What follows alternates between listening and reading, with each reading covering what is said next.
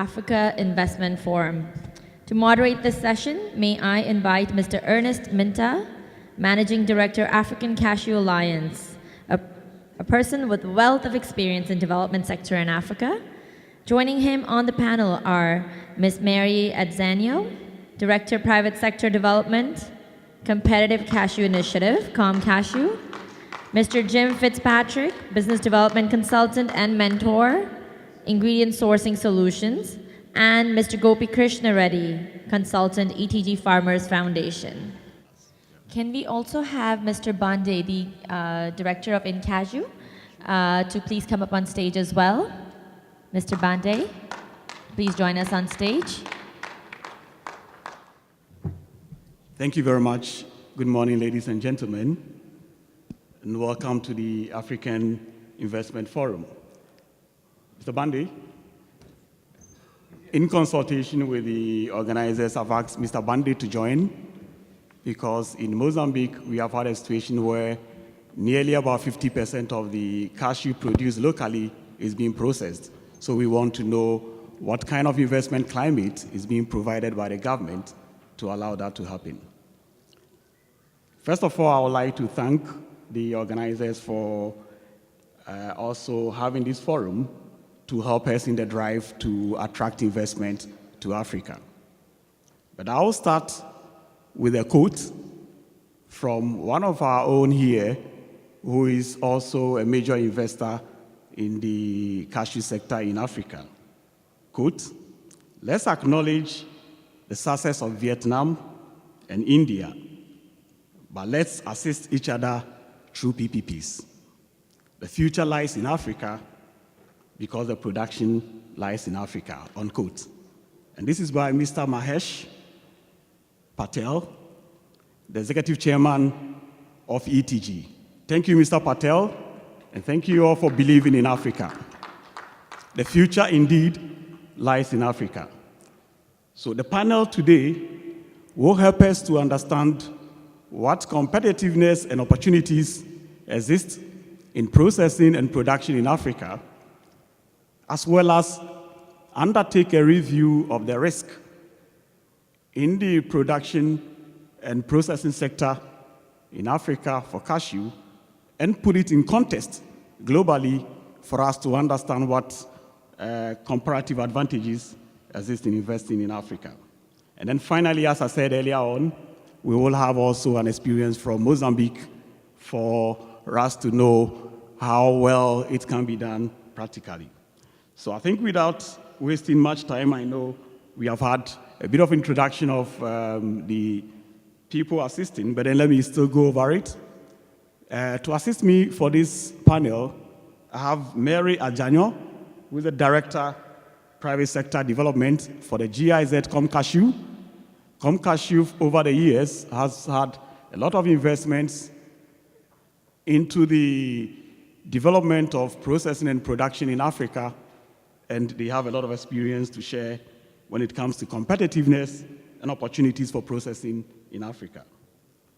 I also have, following Mary Adzanio, a presentation from Gopi Krishna Reddy of the ETG Farmers Foundation, to then present to us what opportunities are there for investment in production in Africa.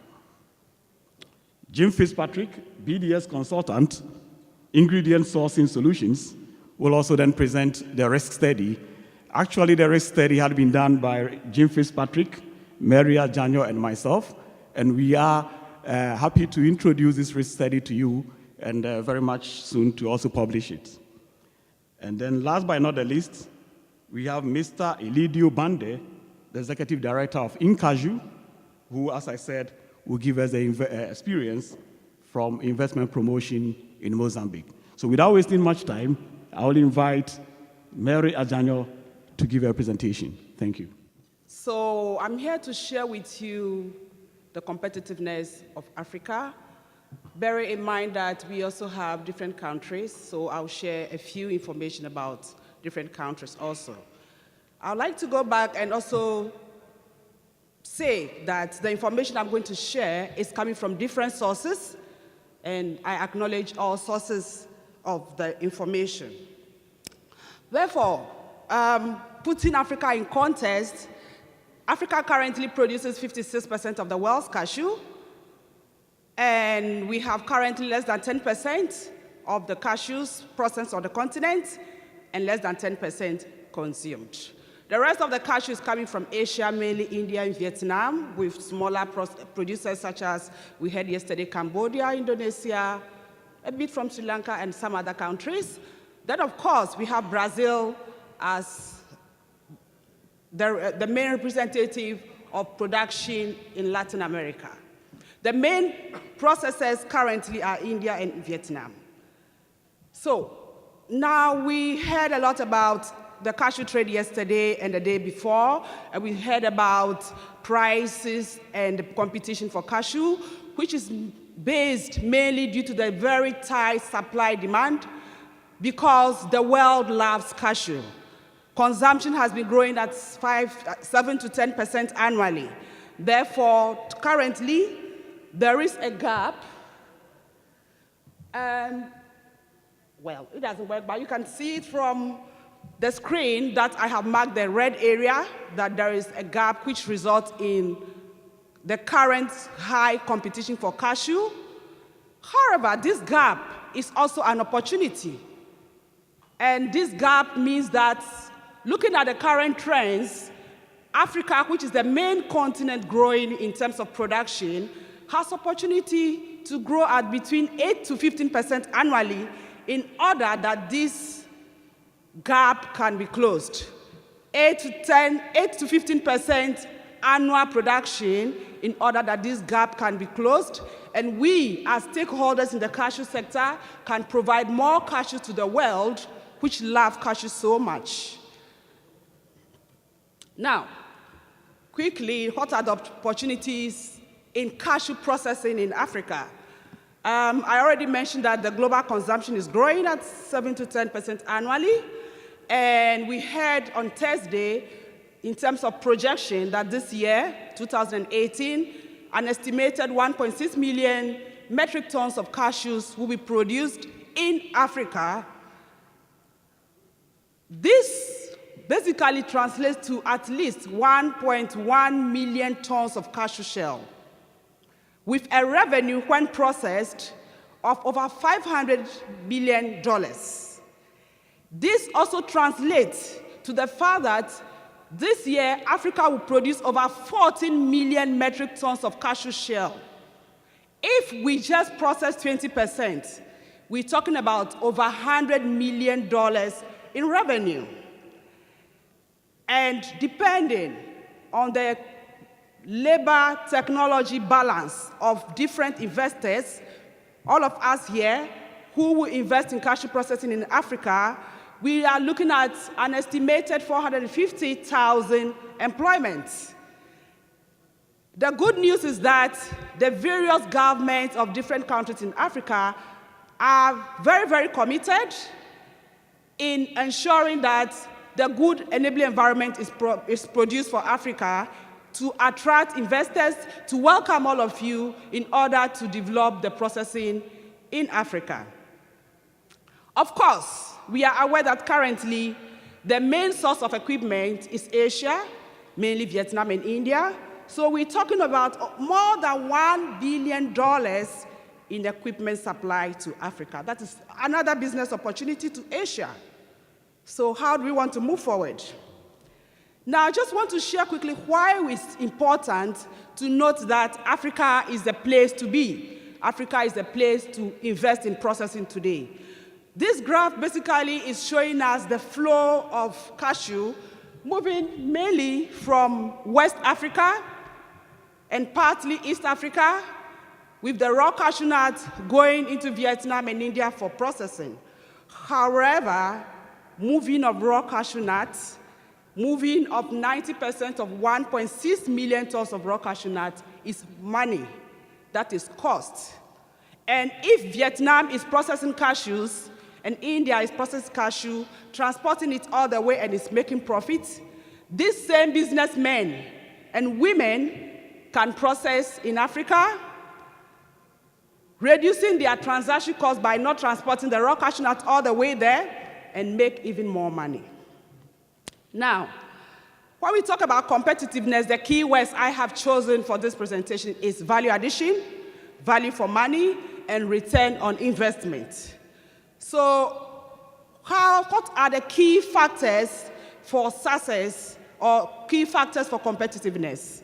I chose 8 factors. There are a few others which I would like to talk about, and I'll take them one by one. And the first point I want to talk about is that to be competitive, you need to have your products the right quality at the right place. And in my opinion, and in the opinion of people who have shared with us this week from Thursday, Africa is the place to be, because in 2017, Africa produced 56% of the world's cashew. So it's the right place to be. Point number 1. Number 2, we're talking about product quality and yield. And I want to state particularly that when we spoke on the panel on cashew trade on Thursday, we had panelists who told us that during the cashew season, they get good quality at the beginning of the trade, at the beginning of the season. For me, this is a confirmation that the quality that we are getting from different African countries are very, very comparable with quality from elsewhere. Any other deterioration afterwards, we all were here. We had a discussion about the factors that result in the deterioration along the season. So the quality coming from Africa is good, and I can also say it is improving every year. I want to take the example of Cote d'Ivoire that started the reform in 2013 and currently have in place a platform, a group of people that are in charge of making sure that we produce the right quality, take good care of the product, make sure the right quality is shipped out. So there's a quality platform, and I'm sure buyers who are here will admit that in the past 4 years, the quality of raw cashew nut from Cote d'Ivoire has improved tremendously. I'm just using one example, one country example. And I'm sure you are the businessmen, so you have these figures, and you know that this is the fact. This is the same case for the other African countries. I see that the continual growth of Africa, however, has one challenge currently, and this is that post-harvest infrastructure is not yet adequate. For example, we don't have warehouses. There was a question the other day, what governments are doing. I think this is a private sector initiative that should take on some of these issues about how do I want to store my raw cashew nut and how do I want to move forward. Of course, our ports have not increased in size in a number of years. In the past decade, many ports have not increased. Again, I want to take the example of Cote d'Ivoire, which is the biggest producer today, which is exporting cashew, cocoa, bananas, oranges, coffee from the same ports. So definitely we have a challenge in this area that we might have a challenge of not being able to send out all the cashews that we have. And I think it's already mentioned in this forum that during the season, as the season is getting to an end, quality is deteriorating because of infrastructure challenges. And I think that this is the moment, as we are aware of it, to tackle it head on together with private sector. How do we want to do?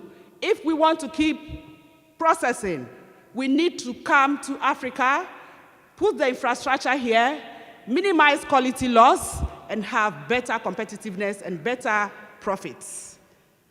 Of course, we have a number of development organizations that are actively working in many African countries to improve the quality. Farmers training is done a lot by the Competitive Cashew Initiative and the GIZ.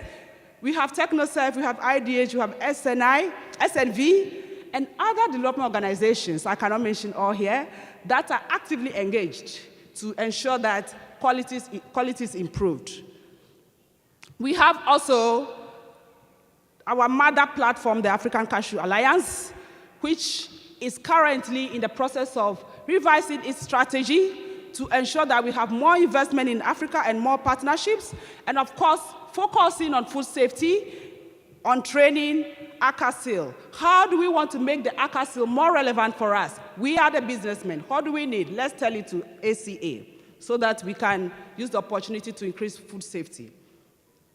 I also want to talk about cost of processing and return on investment, because as a businessman, you want to know how much money is coming to my pocket.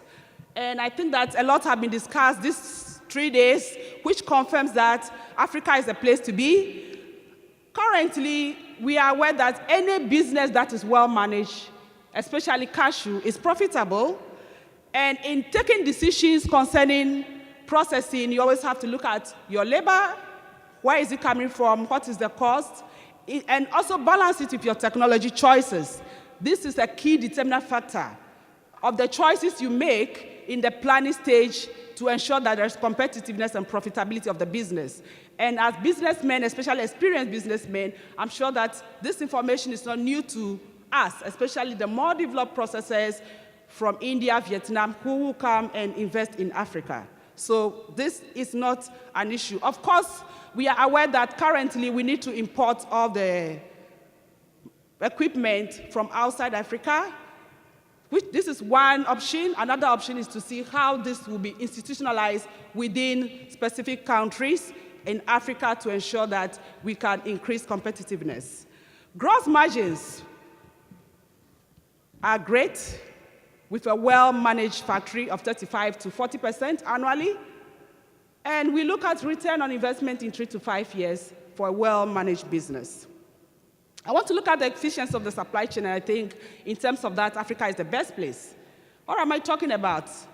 We are looking at traceability as a key point where mainly buyers, kernel buyers, mainly from Europe and also partly USA, want to have product traced from farm to fork. Consumers want to know, where is my product coming from? Who is producing it? And if we look at the supply chain today, the best place to have this traceability is Africa, because you can easily engage with processors and we can easily engage with farmer cooperatives, have capacity building, and ensure that you can trace your product from farm to fork. In fact, there are many initiatives going, and I'll give an example of the Cashew Matching Fund, which aims to link up farming to the end market, ensuring that private sector is well engaged, loyalty is increased, and traceability is assured. Of course, this process ensures that there's reduction in transaction costs, and of course, you make a lot of savings on transport, which definitely must increase the competitiveness. I'll quickly take a look at market access. Cashew from Africa is good quality. Trainings that processors have received ensure that rejections are not a challenge. And we know that with economies of scale, with further trainings, and with new investors who have experience, market access is a great opportunity because we are aware that consumption is growing and buyers are interested in diversifying their markets. So the opportunity is there, the opportunity is huge. We need to look at how best to manage these opportunities and turn them into dollars. Dollars because kernels are sold in dollars. I mentioned briefly the role of government in ensuring that we have enabling environments, and different countries are providing different mechanisms. I would just like to share some light on what is happening in a few countries as an example. Different initiatives are taken by different countries to ensure that a good environment is created for existing and new businesses to have processing happen in Africa. There are tax rebates, for example, and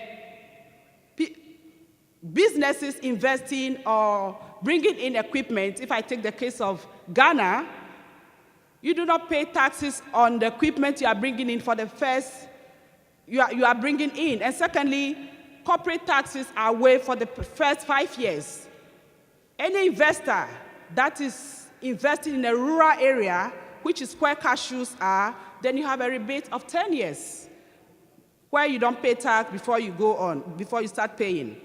We have similar situation for Cote d'Ivoire, Mozambique, Kenya, and there are many examples. Cote d'Ivoire, again, or Ivory Coast, has since 2014 initiated a premium for cashew processors. And there's no discrimination of which processor, whether you are a national Ivorian, you are a Beninois, you are American, or Vietnamese, or Indian investing in Cote d'Ivoire. So long as you process and you sell, you have 400 CFA per kilo of kernel processed given back to you as a premium in order to ensure that there is competitiveness. We are aware, and our governments are aware, that the sector is now developing in Africa, and I think this initiative is similar to what happened in India, where there was a lot of support from governments. Vietnam has similar support, where financing is done jointly with government and is promoted. So this is the initiative taken by the government of Cote d'Ivoire, for example. Buying windows are also provided for cashew processors. And again, I want to take the example of Benin, where processors are allowed to buy their raw cashew nuts within 2 weeks before exporters, buyers, or other people are allowed to come in. We also have the case of Mozambique. It's a similar case where processors need to give a no objective certificate and say, yes, we have bought enough, please open the market for exports. So governments are aware that business will thrive in Africa, and they do their best to have the best environment, create the environment for businesses.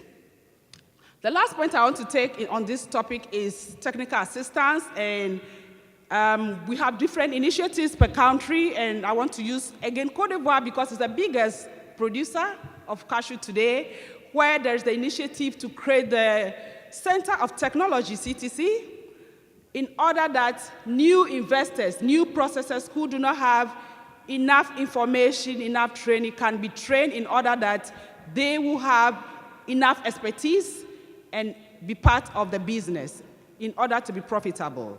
The World Bank and the European Investment Bank in Cote d'Ivoire, again, have some initiative, and it's all geared towards supporting, attracting investment into cashew processing in that country, and we have similar initiatives for other countries.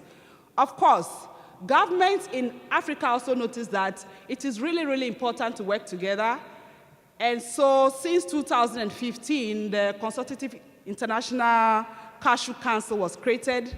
As of today, we have ministries of agriculture and trade of 10 different countries who have signed a convention and said we need to get production and processing and get the right policies in place in order to ensure that investment into the cashew sector in Africa will grow. And I heard Dr. Coulibaly speaking at the opening ceremony. He mentioned that this is open not only to African countries, but also to India, to Vietnam, and even the buying countries, which means America can be part of it. And the objective is that we need to discuss among us, how do we want to make sure that the cashew sector globally, so we are taking global in this sense, grows and become very competitive, and we can assure our consumers that cashew is the best nut in the world, the tastiest, the more crunchiest to eat. In light of this, other initiatives are also taken. Financing I cannot leave out because it's a key issue in order to be competitive, and I would like to say that local banks and financial institutions are getting more and more engaged. Currently, it's a challenge and there's not enough access to financing. However, this is improving, and I want to add also that there is also opportunity to work with international financial institutions. I want to take this opportunity to invite all the bankers here that we need to talk more about how to finance the sector in Africa. Okay. So in this sense, I spoke a bit about sustainability, I spoke about traceability and food safety. My question, which I want to ask before I take my seat, is what standard do we want for raw cashew nut? This was a topic that was raised before in order to make sure that the sector remains sustainable in Africa and the sector grows, because Africa is the way forward. Thank you very much for your attention. Sorry. Thank you very much, Mary, for this in-depth analysis of the competitiveness of cashew processing in Africa. I see the energy is there, and I know there's a lot of information to share. The production is in Africa, and there's high cost competitiveness, so you are invited to intensify your investments in Africa. At this point, I will also then invite Mr. Gopi Krishna Reddy of the ETG Farmers Foundation to give us opportunities in investment in the production side. Please. Good morning, one and all. Mary has taken my time, so I think, I'm going to just step back. All right. Anyway, Africa is a place to be. Indeed, it is, because Africa is the world's largest RCN producer on today's date. But can it sustain and will be the world's largest producer? It depends on every single one of you sitting in this room and probably outside eating tea and cakes. So it is estimated that the RCN market is going to be at $10 billion, but by 2025, the tree yields and productivity have to be significantly increased, which is the outturn ratio per bag to be increased. The impact of climate change needs to be better. Every farmer, every producer need to be able to anticipate weather forecasts and plan accordingly in advance, so they do not run into those situations which might reduce the production, which India has faced in pigeon peas, which Brazil has faced in the past, which America has faced in the past. How does Africa ensure that it remains the world's largest producer of RCN? Processing, yes, it's a challenge, but if you do not sustain production, you may be projecting that we will be at 30% or 40% increase every year, or 7% increase every year. But how does Africa sustain its production? Effectiveness addressing of high yield RCN across Africa of high quality cashew nuts through education and awareness. If we do not invest in the foundation of production of cashew nuts, which is the RCN, at the farmer level, educating them and making them aware of modern high-yield techniques, such as high ultra-density planting or super ultra-density planting, the farmers will not be able to produce high-quality RCN. Lack of high-quality RCN will lead to bad processing. Sustainable and safe cutting-edge technology awareness need to be made at production level, because smallholder farmers do not have access to that information. They do not have smartphones like us. They do not have information and modern technology and methods that we farm aggregators or massive farmers are aware of. Affordable finance. I mean, it's a very big taboo word that every single panelist in different forums keep throwing as if it's just easy to say, but it's not easier said than done, because affordable finance is available to less than 10% of farmers across Africa. What are we doing to improve that affordable finance so that the production actually increases, and it truly increases year on year, and it's available? Infrastructure, not just physical infrastructure. I hear every African country saying that we are going to increase our processing to 50%, 40%, 60%. So if you set up a factory that can process 50% of your cashew nuts in 1 year, it's actually possible. But how do you achieve that? You cannot achieve that without stable electricity. Less than 30% of Africa has stable electricity. If you do not have stable electricity, how do you process 50% cashew nuts? Is the country equipped enough to process 50% cashew nuts is the question that every African country needs to ask themselves. Do you have the skilled labor that can support that equipment being imported into Africa? Do you have the skilled engineers to run it? I don't think so. So what are we doing so that Africa remains not just the RCN producer, but truly an agricultural leader of the world? Does Africa have better logistics? No. It is improvising on day-to-day basis. Is it enough? If you have processed cashew nuts or producing more than 30% every year, do you have logistics to support? That's a question to be asked. Because I see a lot of numbers being thrown around the panel since last 3 days. I'm an RCN in this industry. I'm an absolute raw cashew nut. I have no idea what cashew industry is all about. So I'm purely speaking from a very generic standpoint. Because if Africa needs to remain as a leader, the investment needs to come from private sectors in collaboration with governments to provide the solution of tackling the situation. If we need to get to 10% of processing, what do we need? If we need to get to 25% of processing of raw cashew nuts, what do we need? What amount of skilled labor is available in each country? Provide that research and information to the industry. That is a comprehensive solution that Africa needs to provide to investors. That will bring investment into Africa, and it will truly emerge as a leader. Intra-Africa cross-border trade relationships. It's funny because when I have to travel from one African country to another, I have to go back to Dubai and come back, or have to go to Joburg and come back. If that is a scenario within Africa, it's not going to happen. One thing Africa needs to learn from European Union is that the ease of trade between the cross borders, which changed the game of European Union, which emerged as a single economy, a single currency. Within Africa, every country has, I think, 2 currencies, single currency. They have soft and hard currencies running. So what is Africa doing towards that? To truly emerge, the production is a challenge, no doubt. You will increase, and we as Africa, I love the fact that Africa is the global leader of raw cashew nut on today's date. India was the leader back in the day. India lost to Vietnam. Will Africa lose to another country in the world? Do you want to lose to another country in the world? I think that's a question everyone needs to ask. So what are we doing? I mean, big talk, small talk, but what are we doing as ETG Farmers Foundation? We are enhancing food security. We camp ourselves at the farm level. We educate them on cash-resilient crops. We educate them on modern method techniques.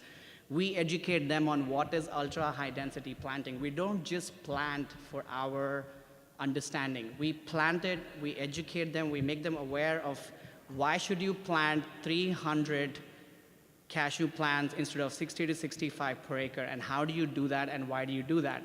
What kind of equipment and tools do you need to do that to get there?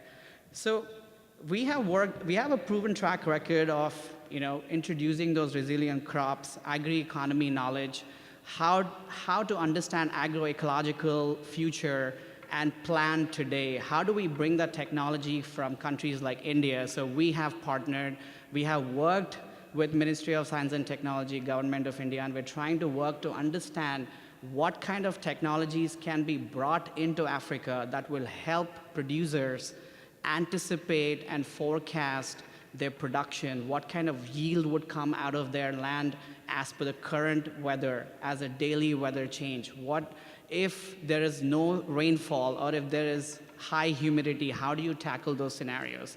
If you have a certain, because to get high yield RCN, it has to start at farm level. Ladies and gentlemen, thank you so much. I leave you with the thought, how? Ask yourself a simple question. It is easy because I see a lot of panel discussions happening, but if this convention cannot solve how, then this is just another social awareness, but this is not a truly impactful convention. Thank you so much. Thank you very much, Gopi. He says there's high return on investment in the production sector, but there are a number of issues to be addressed to ensure sustainability of the leadership Africa has in production. He talks about farmer education, cutting-edge technology, especially in the area of high-yielding cashew nut varieties, affordable financing for producers, infrastructure, especially electricity, and then logistical support. Thank you very much, Gopi. I will now invite Jim Fitzpatrick, now that we know the investment opportunities in production and processing, to tell us what risk is there in investing in Africa in the context of the global cashew world. Particularly, I'm going to talk to you about a study on risk in the African cashew sector, which we did in 2016 and the early part of 2017. It was commissioned by Cashew and by IDH, and we were asked to identify the risks in the sector,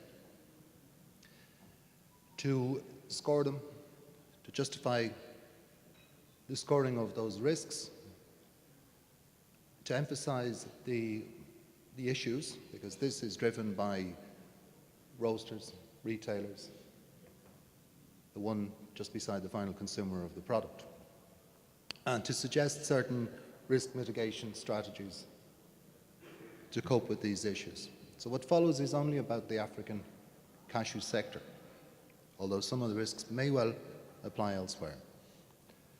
The method, initially we started to identify the risks by a fairly comprehensive research of the literature on the subject. I spoke to a lot of people, and we came up with a risk thesis. And we decided the best way to test that was to conduct a stakeholder study. We sent out, I believe it was 202 survey invitations, and we received back 135 replies.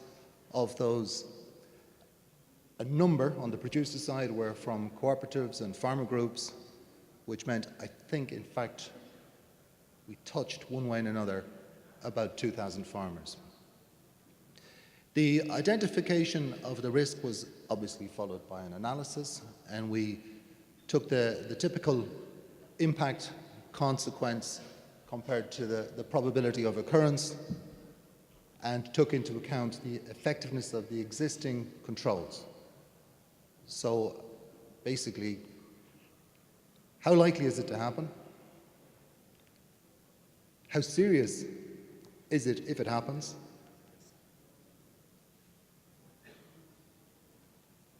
And what are the current controls? So for example, if you had a processing plant, you would take into account food safety issues, but you'd also take into account the fact that they might have a HACCP system in place, which would be obviously a mitigating factor for the risk.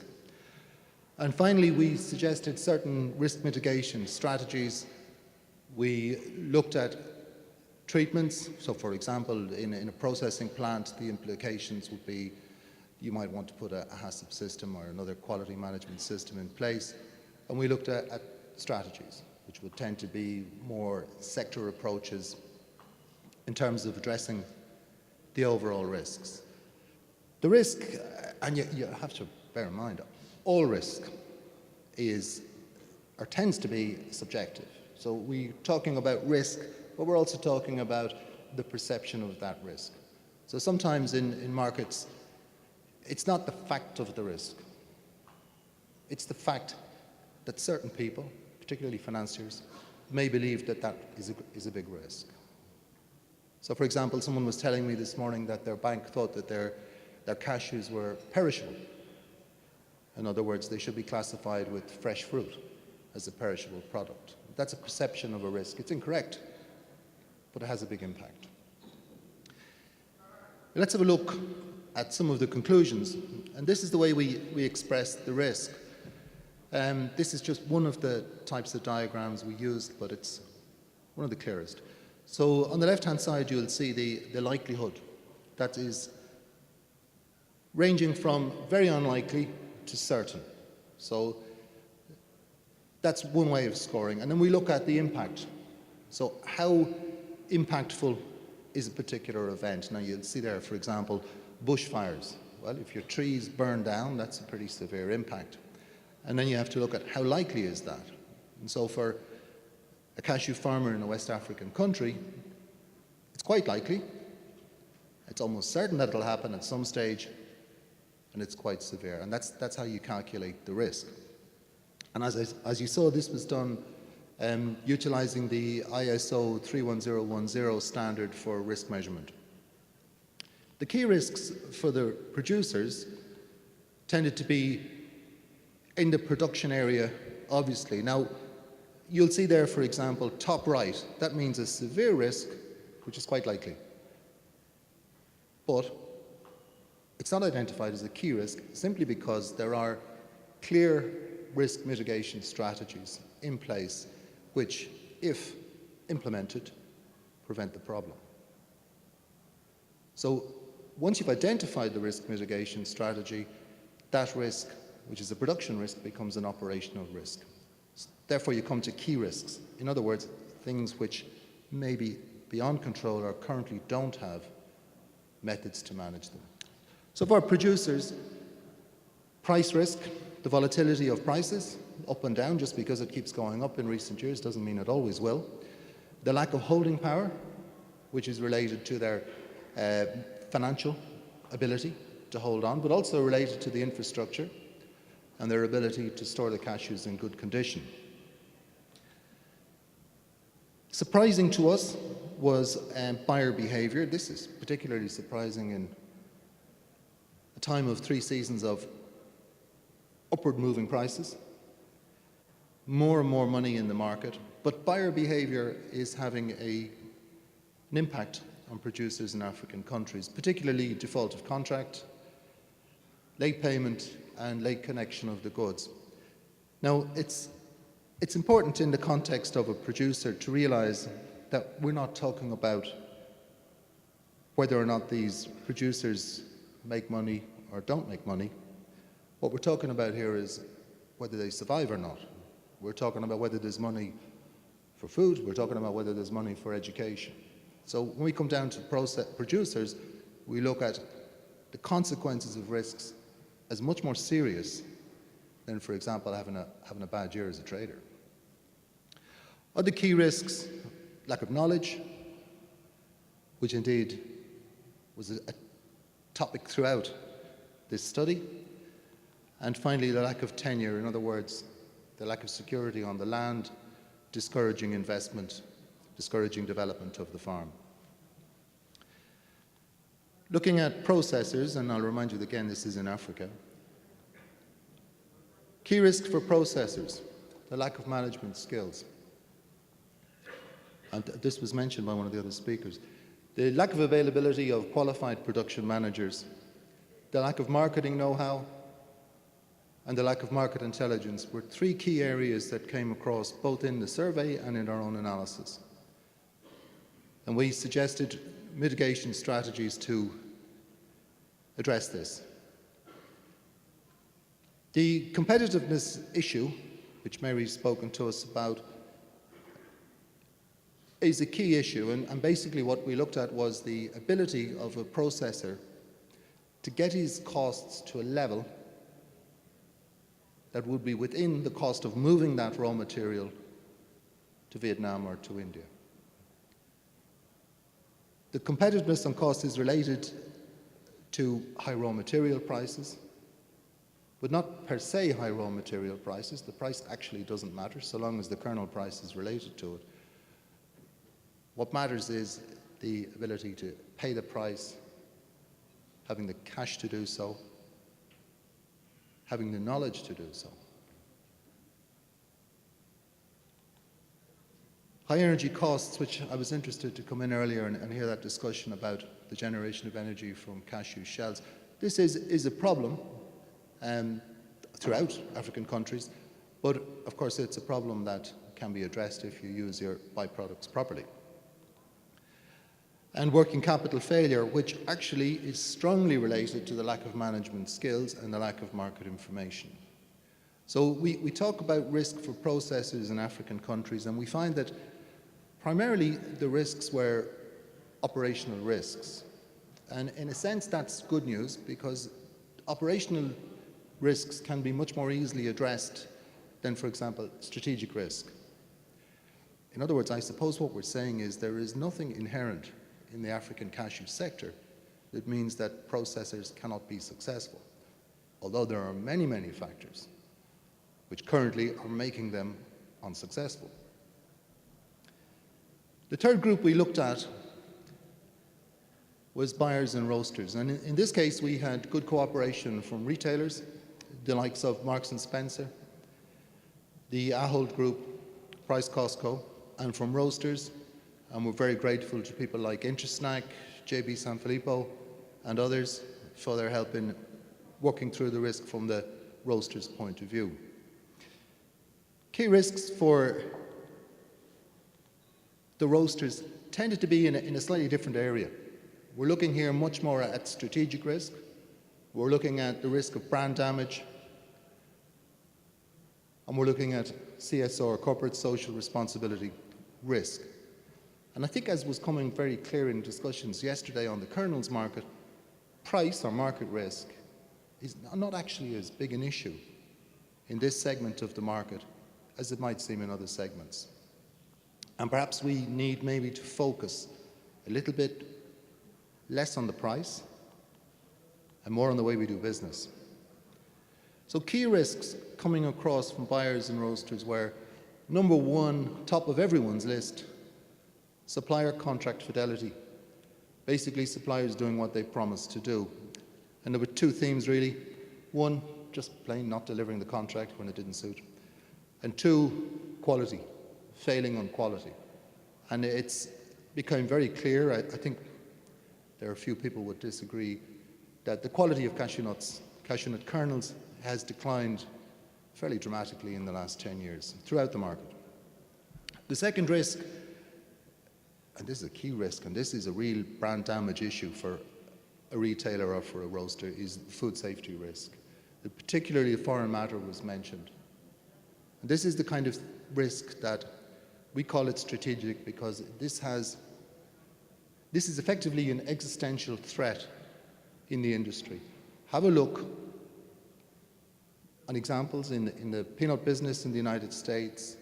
Have a look in the linseed business in Canada and see what this kind of food safety issue can do, at times overnight, to an industry. And this came down really to their major problem. And their major problem is that there are not enough certified, audited suppliers. So we'll often hear people saying, well, I'm certified, I'm audited, I have my HACCP system, I have my BORC, and they buy from me, but they also buy from this guy across the road who has nothing. Fact is, they have no choice. And this too is an issue that is likely to slow the growth in demand. And clearly, the higher the risk, the less the opportunity for growth and development. Their final major risk is the concentration of supply, and it is never healthy to have a situation which currently exists for European and North American buyers. That is, in both cases, in excess of 75% of their supply comes from one country. It's fine, it's been working. But if something went wrong, it would be disastrous for them. And this, of course, from their point of view, the risk mitigation strategy there is to spread the supply base. And this brings us back to our Africa Investment Forum. So in summary, the risks that we came across around the world, effectively high dependence on imports in Vietnam and India, growing technology, but not necessarily growing quality. We make more cashews, we make them in better factories, but the output is poorer. And that's a key risk coming across. We see major risks in the RCN trade, approaching 2 million tons without traceability, complete with speculation and manipulation, loss of quality, and although it may not be of great concern to people within the sector, I can assure you it's of great concern to the end customer, and that is the environmental and carbon footprint of the trade.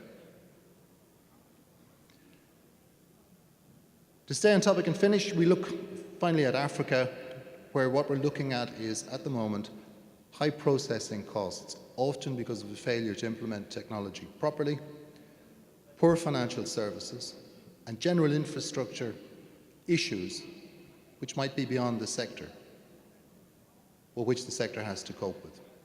Key question for me is, can infrastructures in African countries, particularly West Africa, cope with the growing volumes?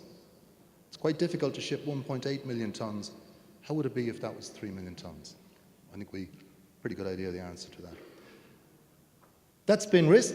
That's been the risk study of IDH and Cashew. Thank you very much for your attention. Thank you very much, Jim, for a snapshot into this very extensive study which has been conducted. As I said earlier on, the study will soon be published so that you all have access into the detailed work that has been done in analyzing the risk in the cashew sector. I think I will straight away go to Mr. Bande, the Executive Director for InCashew, to have 2 minutes to tell us what the government in Mozambique has done, which has promoted cashew processing in the country. Please. Good morning, ladies and gentlemen. First of all, I would like to say that today in Mozambique is holiday. It's our National Hero Day. So about Mozambique, I'd like to say that the processing in Mozambique is traditional. In last 80s and 90s, Mozambique was processing more than 100,000 tons, was employing at that time more than 25,000 people, and also was processing RCN, a kernel, I say, more than 35 tons.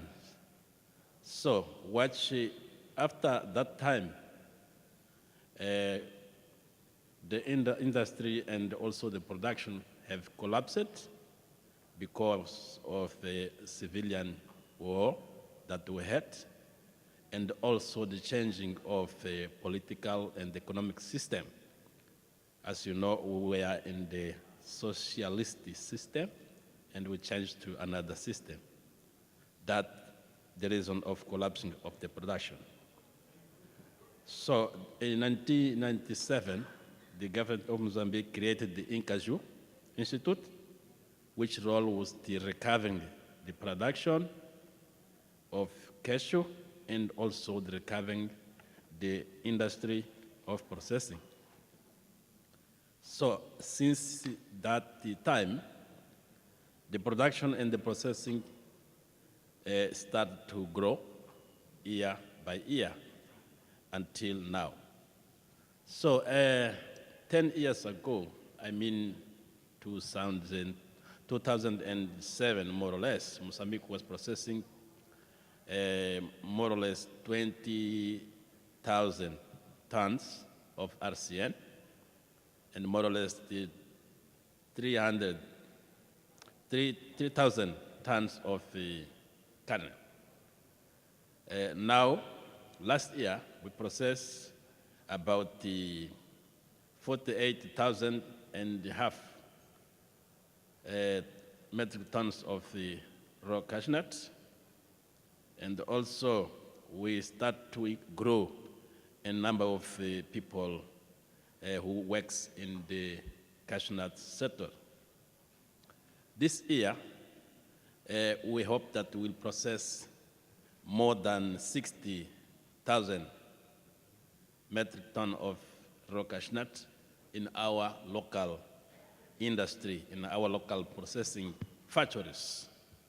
Actually, we have more or less 15 factories in Mozambique. Many of them are in Nampula province. We have big processors like Olam, like ATG, like Condor Nuts, and others. So what are the policies that the government of Mozambique gives to the processors to stimulate them? First of all, the government defined agriculture as a priority sector for economic growing, and the cashew subsector as one of the have to stimulate the exportation in terms of exportation. At the exportation, we mean exportation of kernel and also RCN.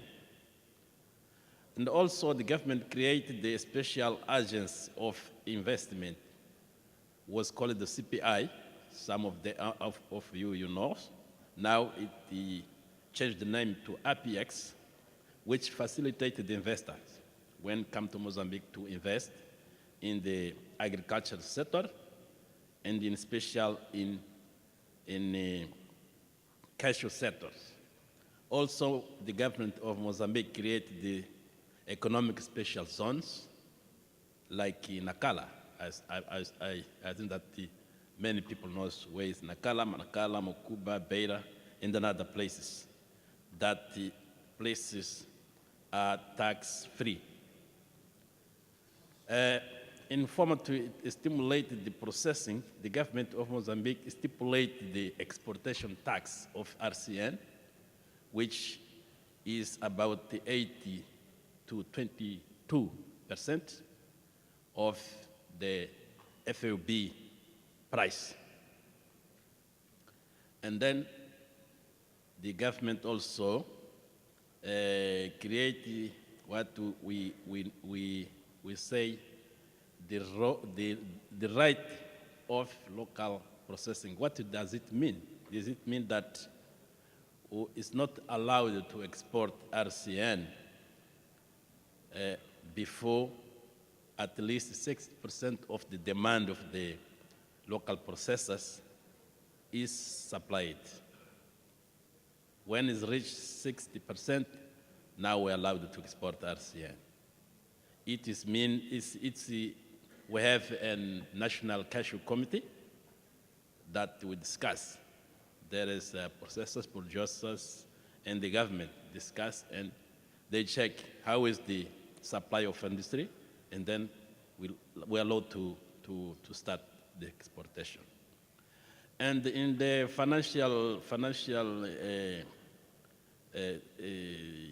financial point of view, also created the guarantee fund, in Cashew guarantee fund to the exporters, which come from 20% of collected money with the RCN exportation.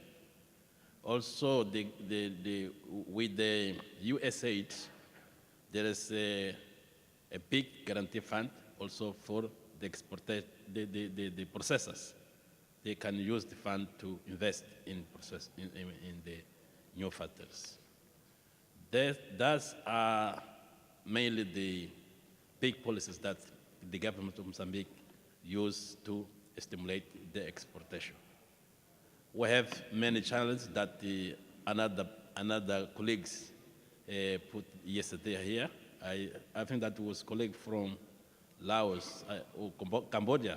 It's the same process, the same challenges in quality, more plantation, etc. So it's that we challenge to reach more and more production and more processing in Mozambique. Thank you for your time. Thank you very much, Mr. Bundy, for the policies that the government has put in place, which is allowing for a lot of investments to come into the cashew sector. Looking at the time now, we have about 8 minutes of the 1 hour we're giving for this session, and I will allow some questions from the floor. So thank you very much, panelists. I now open the floor for your questions. So is there any question from the floor? Yes. Please your name and then who you are directing the question to, please. Yes. Really, good morning to everybody. Rather than any questions, I have some key inputs to the entire, particularly African country people, because they are the key supplier of RCN to the entire cashew fraternity. First thing, as on date, day by day, the kernel requirement, the requirement of the developed countries who imports cashew kernels from India and Vietnam and elsewhere, day by day, stringent rules and regulations for hygiene and food safety is being laid down. In contrast, RCN supply is day by day, if not deteriorating, but not improving. Because the key thing is, if the good RCN is there, kernel will be very good, definitely. But unfortunately, we are unable to meet it. There are so many constraints in it.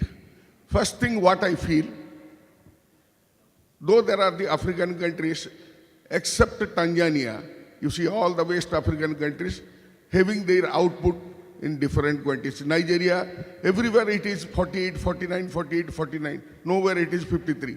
But in India and Vietnam, if you find this year, this running year, in my state, Odisha, really you will be astonished. The minimum output was 55 plus, not 53 plus, 55 plus.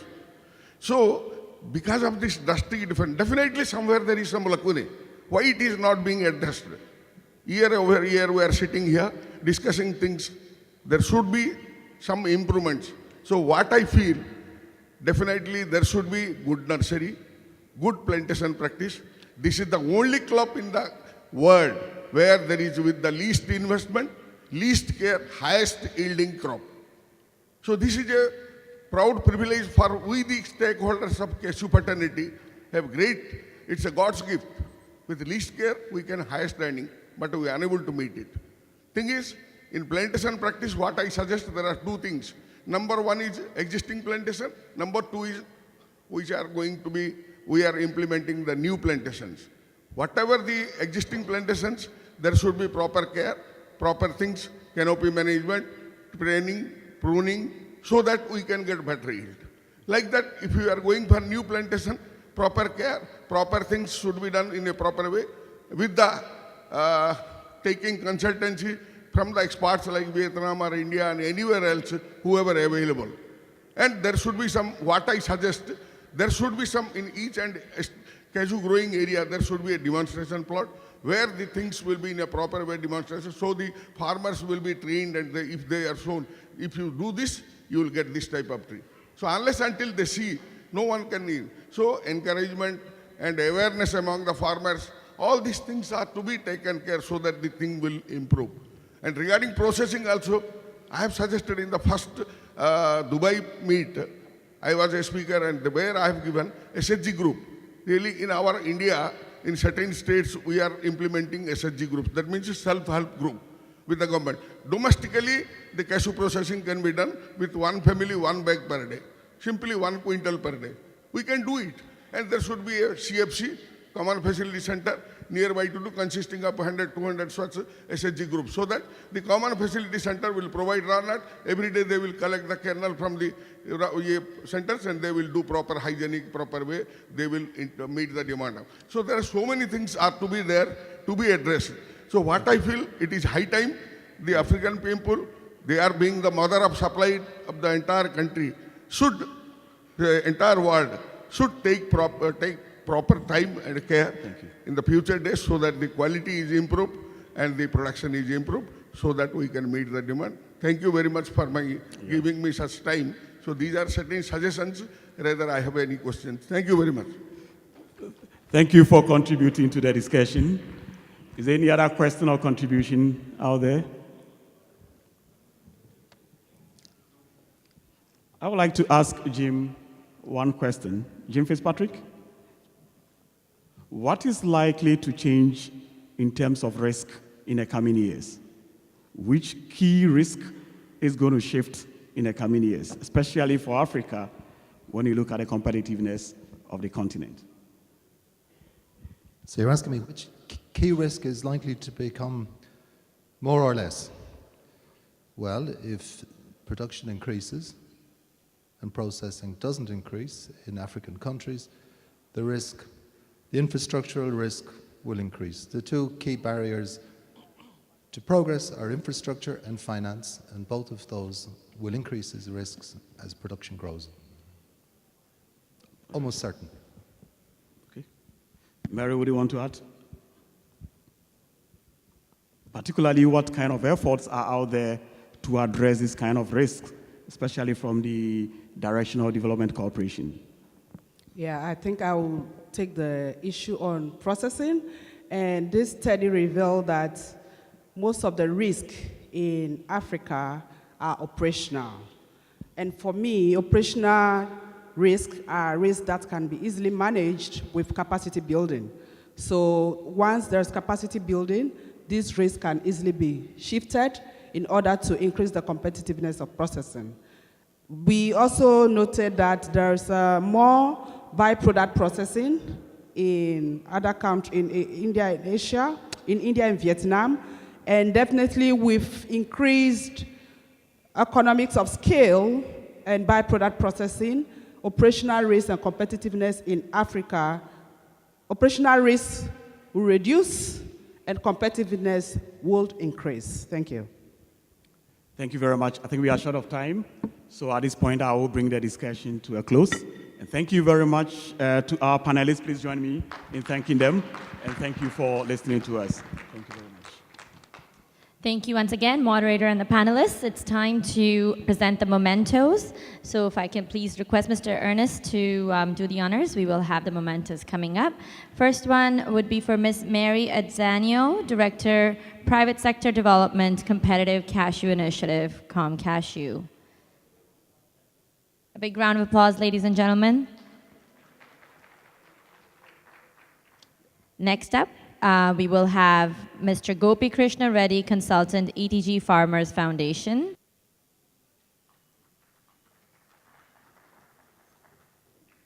We will be presenting one to Mr. Bande.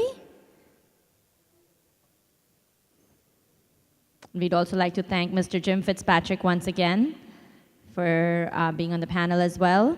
If at this point I may request Mr. Gustavo from Embrapa, Tropical Agro Industry, to come on stage as well and please present a memento to our moderator.